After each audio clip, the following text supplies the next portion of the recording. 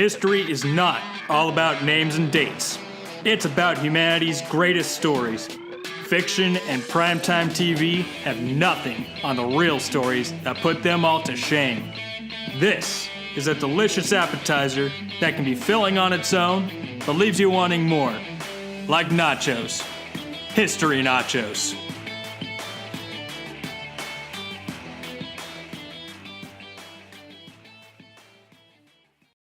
Let's start with one of the most dramatic figures in human history. As a teenager, this guy survived a government kill order and became head of his family, then went on to conquer nations and take over a leading world superpower. He mastered Roman politics, the deadliest game of the ancient world. His name was used as a royal title for nearly 2,000 years after his death. Welcome to episode 1. That's it. I'm taking over. The die is cast. The Julius Caesar story.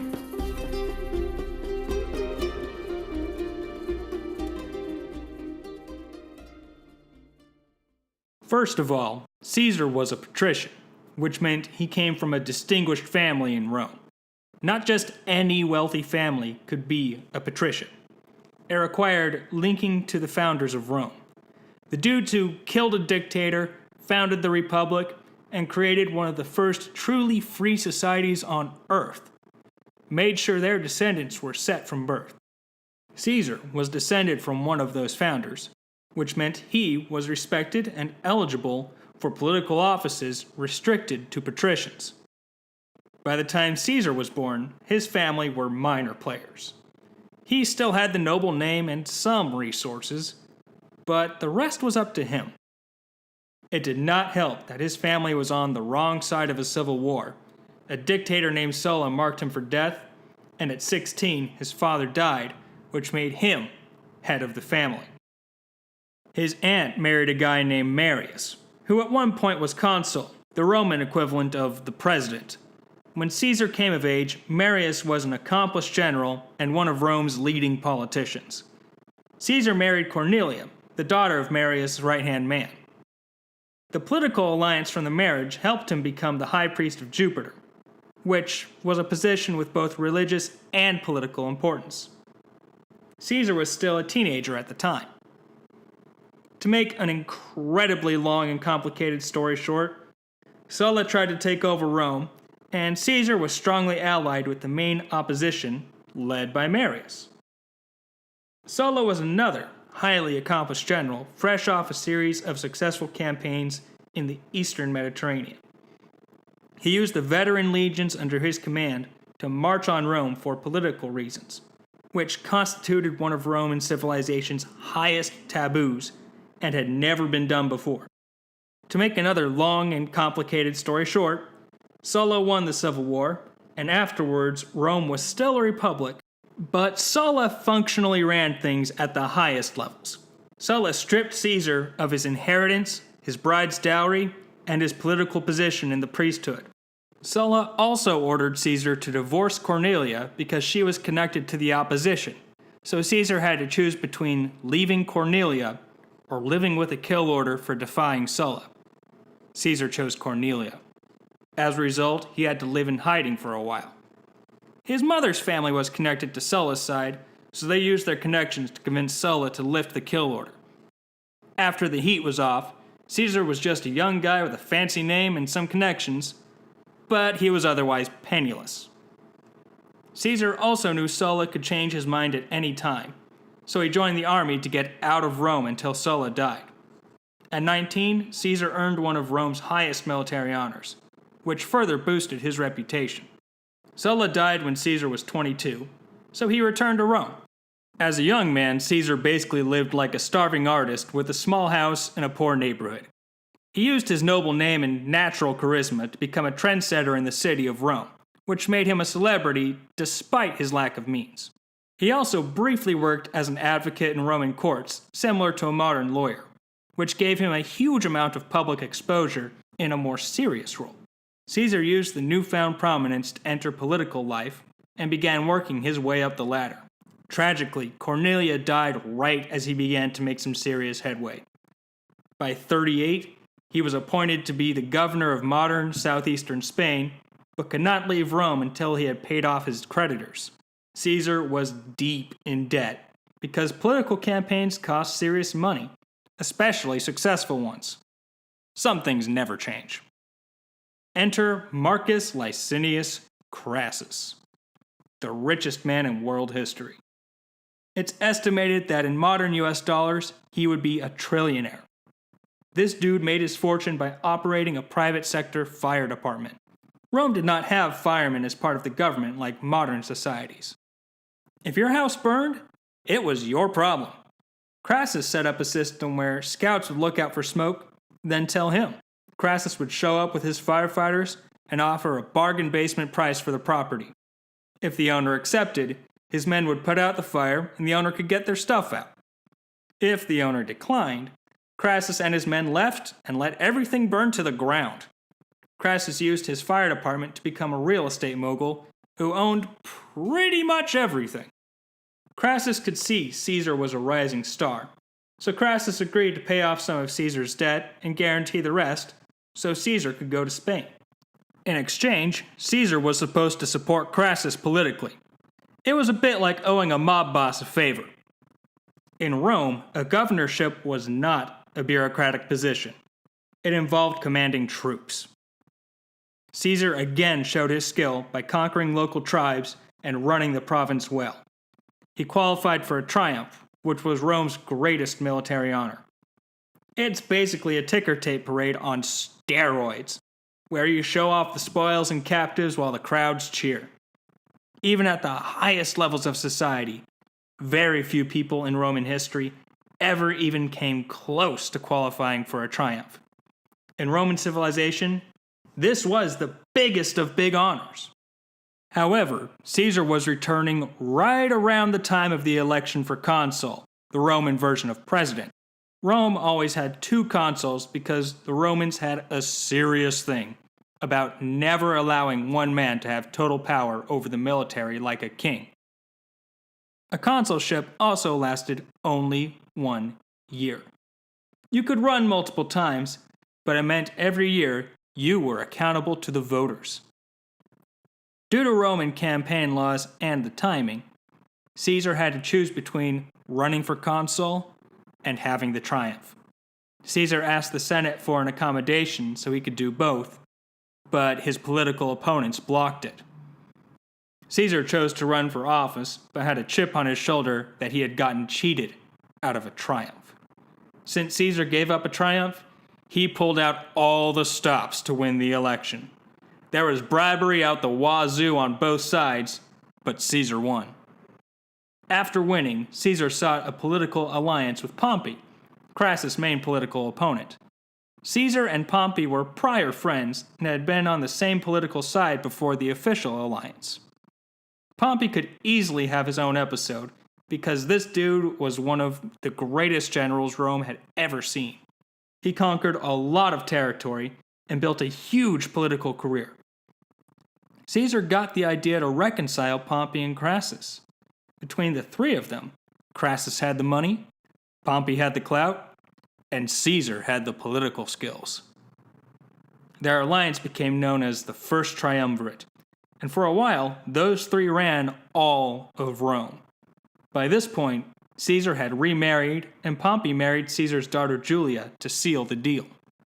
Even with his power, Caesar still had debts. Caesar saw an opportunity to pay it all off and become rich in the process. Gaul. Gaul is now known as France. After the consulship ended, Caesar took a position as governor of Gaul. At the time, Rome only controlled the coast and a bit in the west.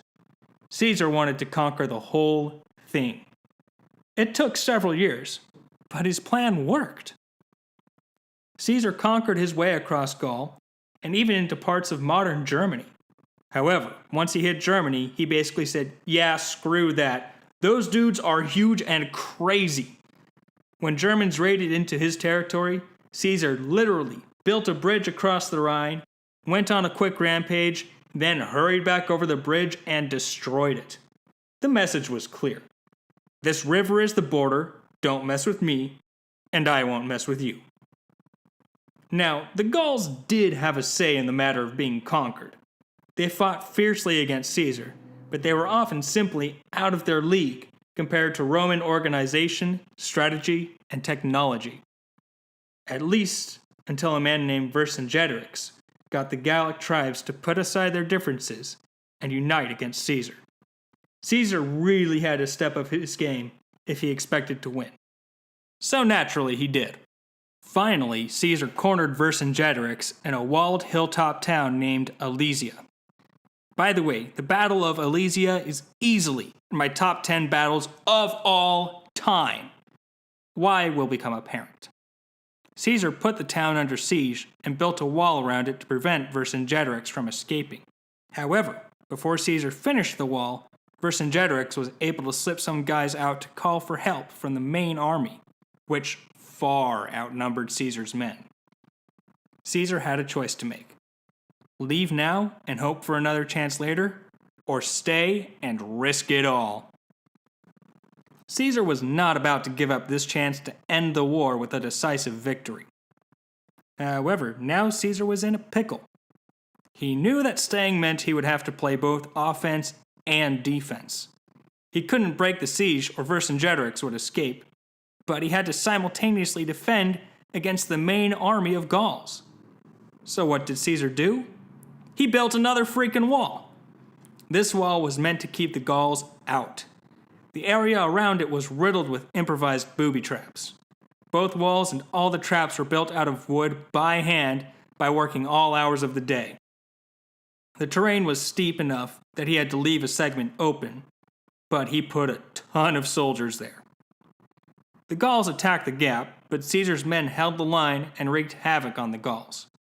Caesar himself even jumped into the middle of the battle wearing his signature red cloak. As Vercingetorix watched what was left of his army retreat, he knew he was screwed. The next day, he surrendered to Caesar. Caesar took the chieftains as spoils of war and later paraded Vercingetorix through the streets of Rome before killing him publicly. Caesar still respected him as an opponent, so it was quick. Caesar came out of the Gallic Wars a superstar. He was rich from conquest, and his veteran soldiers were extremely loyal and skilled. However, his political alliance was in tatters. Crassus had died trying to win his own military glory in the Middle East, which just left Caesar and Pompey. Caesar's daughter Julia died giving birth to Pompey's child. After all, this was the ancient world, where dying in childbirth was a serious risk no matter how wealthy you were. Pompey was heartbroken, and relations between him and Caesar soured as Caesar's accomplishments began to eclipse Pompey's. Pompey then turned on Caesar when Caesar's governorship term ended. With the backing of his political allies, Pompey ordered Caesar to disband his armies and return to Rome to answer charges for war crimes once his term expired. Caesar knew that there would really be no trial. If Caesar returned to Rome, he was going to get whacked. When the last days of his term came, Caesar assembled his men on the border of Gaul and Italy, which at the time was marked by the Rubicon River. He had a decision to make: disband his men and submit to fate, or risk everything and march on Rome. After several days of deliberation, he decided to go for it. As he crossed the Rubicon, he reportedly declared, "The die is cast." At that point, Caesar knew he would either take over the leading world power or be tortured and killed as a traitor. By crossing the Rubicon, Caesar functionally told the Roman government, "That's it, I'm taking over. Try and stop me." Caesar's odds were not good. He was outnumbered and going against other Roman soldiers, not the tribesmen he was used to fighting. To top it off, they were led by Pompey, Rome's greatest general and one of Caesar's dearest friends. But Caesar did have a few things going for him. Caesar was as bold as they come, and his men loved him for it. His legions were also made entirely of battle-hardened veterans, while Pompey's legions consisted almost entirely of freshly drafted recruits. Caesar also remembered his teenage years when Sulla had pulled off the same thing, proving it was indeed possible. Caesar had beaten the odds his whole life. Why should it stop now? As Caesar marched towards Rome, Pompey decided to flee Italy and make Caesar chase him. Caesar left his most trusted officer in charge of Italy and pursued Pompey. Eventually, a climactic battle took place in Greece. At Pharsalus, Pompey made a tactical error, and Caesar won handily, thereby winning the war. However, Pompey managed to escape. Caesar briefly went back to Rome to go through the formalities of taking over and being declared consul. He then followed Pompey hot on his heels to Egypt. Pompey had set up client kingdoms and alliances all over the eastern Mediterranean. He planned to call in his favors to fight Caesar, starting with Egypt since it was the most powerful. Throughout the entire conflict, Caesar had wanted to take Pompey alive. He intended to publicly reconcile with Pompey and begin to rebuild Rome. Caesar's political game plan was to grant mercy to his opponents as a power move, and Pompey was the sweetest prize of them all. When Caesar arrived in Alexandria, he was greeted by a child king and presented with Pompey's head and personal effects. Caesar could not even look at the head and cried as he took Pompey's belongings. Caesar had beaten the odds. He was now in charge of Rome. His political enemies were all fleeing, humiliated, or dead. Rome would never be the same. The world would never be the same. While the Republic still existed on paper, it was apparent that the days of real representative government in Rome were over. Rome was now an empire, and the age of Caesars had begun. Even with all his success, Caesar could not let the murder of Pompey go without punishment. While in Egypt, he met someone who could help him exact revenge for Pompey. She was the boy king's sister, and fighting him for the crown. Her name? Cleopatra.